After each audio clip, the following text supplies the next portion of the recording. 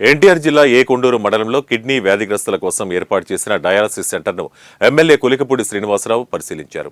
అనంతరం dialysis patients కోసం ఎలాంటి సదుపాయాలు ఉన్నాయి, అన్ని సక్రమంగా పనిచేస్తున్నాయా లేదా అని పరిశీలించారు. వైద్యులు అందుబాటులో ఉండి రోగులకు సకాలంలో వైద్యం అందిస్తున్నారా లేదా అని పేషెంట్స్ ని అడిగి తెలుసుకున్నారు.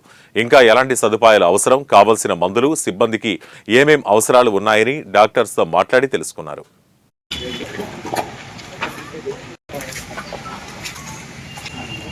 पर मंथ వచ్చేసి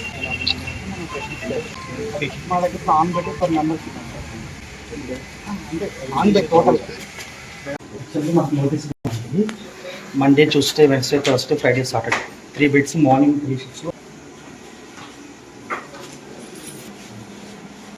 బాడీ టచ్ అవ్వకుండా రక్తంలో ఉన్న మలినాన్ని శుద్ధి చేసి ఈ పైప్ ద్వారా డ్రైన్ బయటకు వెళ్ళిపోతుంది.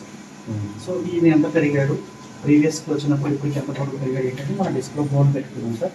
4 hours టైం వచ్చింది, ఎంత వచ్చింది ఏంటంటే మన దగ్గర కనిపిస్తుంది. ఈ సూర్యుడు కొద్దిగా బయట ప్యూరిటీ ఇట్లా లోపలికి వెళ్ళిపోతుంది. అది మన రక్తంలో ఏదో తేడా ఉంది అని దాన్ని అన్ని మనం గమనించి బ్లడ్ బాడీ